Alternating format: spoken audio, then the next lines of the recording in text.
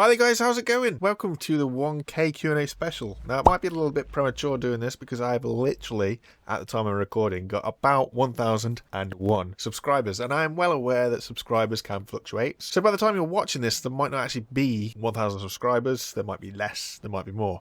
A couple of videos back, I put a link in for a Q&A, and you guys have dropped me a couple of questions. Now, a lot of these are kind of personal based, not scrap mechanic based. A few of them are scrap mechanic based. There are not many, which means I can go through them all, hopefully, and I will be able to go into answers into detail. I've got some footage here in the background. This is me going across various different worlds, looking at various different things that I have done on scrap mechanic, and it's there for a kind of visual entertainment purpose. So without further ado, we'll just jump straight into it. First question. I would love to know how and why you started your YouTube channel. Well, if you guys look at when this channel was created, it was created in 2006, exactly 550 days after YouTube was created. How I created it back then is really no different to how you create it now. You just kind of log in, sign up and do that. Why I created it is probably the same reason that everybody else did back then. It was different, it was funky, and it gave people a way to just kind of broadcast themselves, stuff that they did. It wasn't like it is now. Nowadays, every channel is really hammered down into a particular niche. Back then, YouTube's slogan was broadcast yourself. YouTube back then was really different. It was really interesting. It was new. It was the new thing. And it enabled us to just kind of literally broadcast ourselves. That's what YouTube was all about. Why I got into it, like I say, is because it was new, it was different. And I guess I was of the right age for it to be interesting.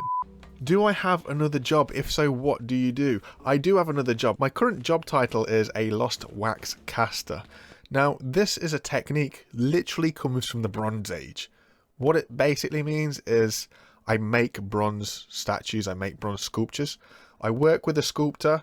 He does all of the hard work, if you like. So he literally creates a piece in clay, and then we have to model it, remake it in wax, and then we kind of shell cast it. So we have to cover that wax in a ceramic shell, then we have to put it in a furnace so that the shell hardens. We melt the wax out and we basically pour bronze inside. It sounds confusing. The only takeaway that you got to take from it is I make artwork, I suppose, is the easiest way of explaining that.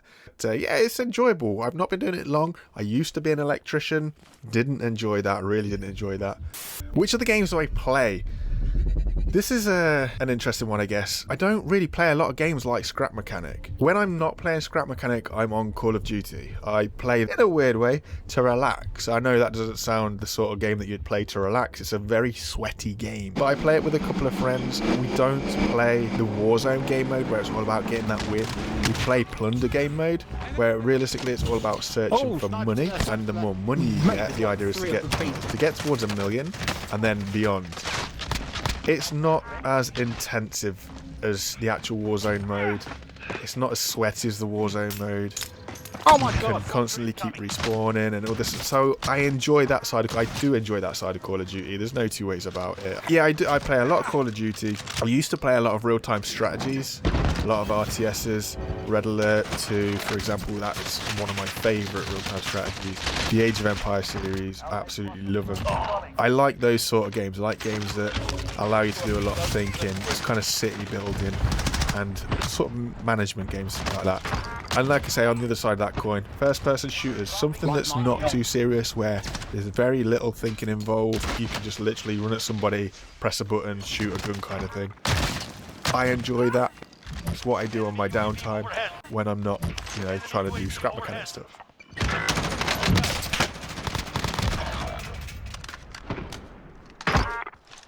How many kills have you got? Target marked. Hit them.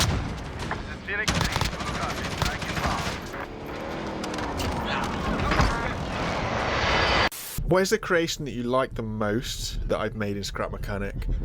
Has to be my very first kind of vehicle. I don't have many of any videos for that, but this is it here. So this has gone through a few changes along the way. It started out as I wanted to do like a moon buggy kind of thing. I wanted to do like a rover or a Mars rover, the sort of thing that you'd hope that the astronauts would be in as they're exploring across the skies. But I wanted it to be able to expand, so I've got on it half folds over, so it kind of doubles the length and size. And this was at a time that I was new to the game, not realising the size of the vegetable packages and how many you'd actually be making. So this enables me to carry 4 vegetable packages when it's like fully open up, or when it's closed, it lets me put 2 resource collectors on it.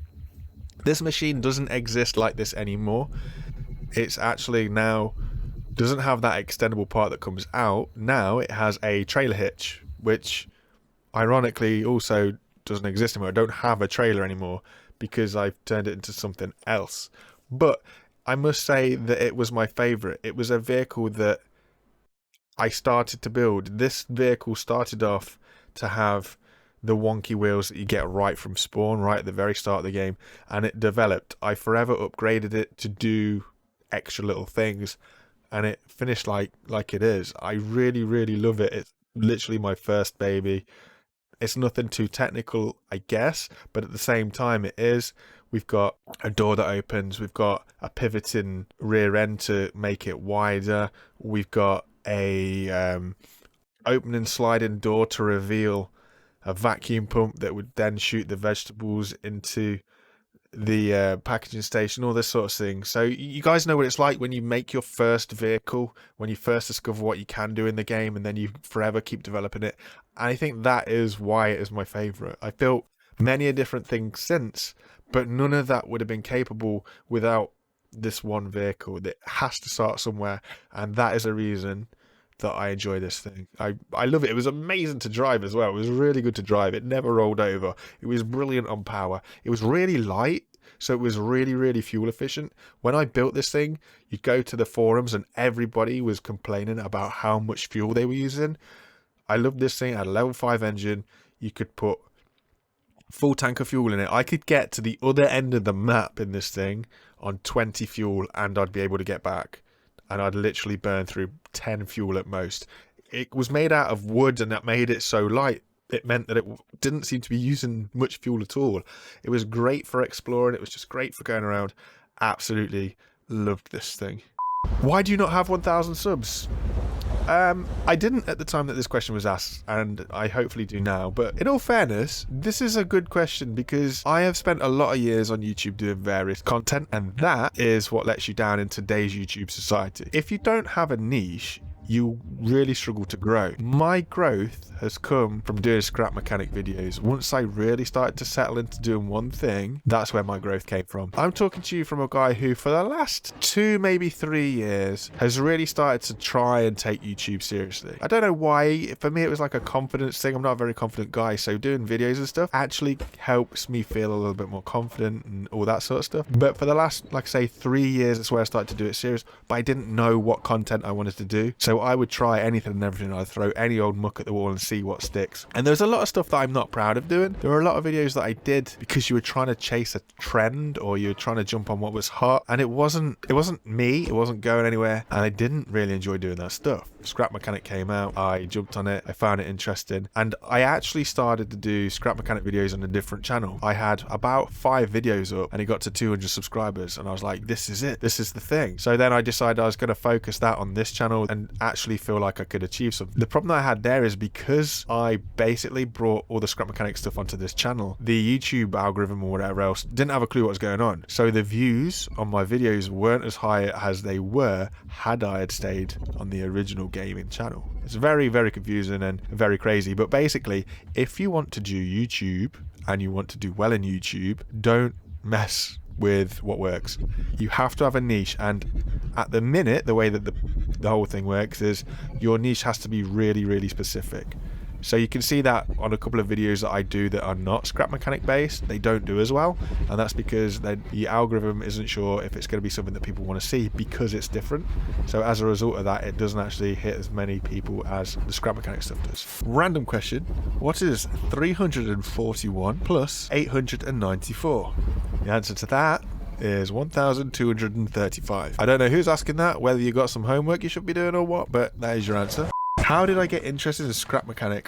When did I get into Scrap Mechanic? Lockdown. Lockdown is the best answer to this. So literally in March time, I was told that I would be put on furlough, which meant I would be spending a lot more time at home and not a lot of time doing anything else. We were supposed to be locked down. It was a case of finding something to do. A lot of my friendship base play a lot of Minecraft, and I've dipped into Minecraft, and it isn't something that I really enjoyed. I never really took to Minecraft, but I guess I liked the elements that it could do in terms of the creativity. One day I was just browsing the Steam store and Scrap Mechanic came up in my recommended list based on a few other strategy games that I play. I took a look at it, I was like, okay, this looks kind of like Minecraft with logic systems that I can sort of understand and wheels. Believe it or not, wheels was the biggest selling point to me because it meant that you could build vehicles, which is something that you couldn't do or you probably can't do in Minecraft. And I don't know what it was, but I was like, this is different.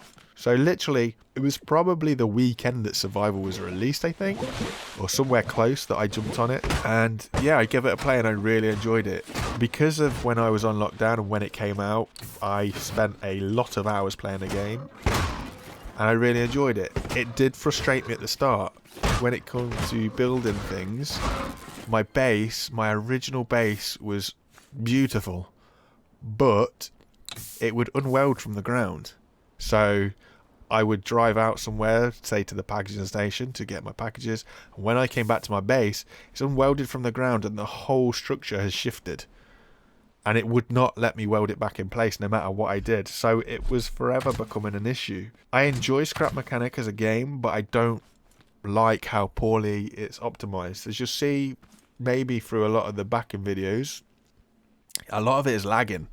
There is a lot of lag, and I don't feel that there is much stuff here to create the lag, but the way that the game runs, it does seem to lag a lot. Why the name Woody? That's a very good question. YouTube is one of those things where you want a kind of punchy, recognizable name. And like I say, because I've been on the platform for so long, I have tried a plethora of names.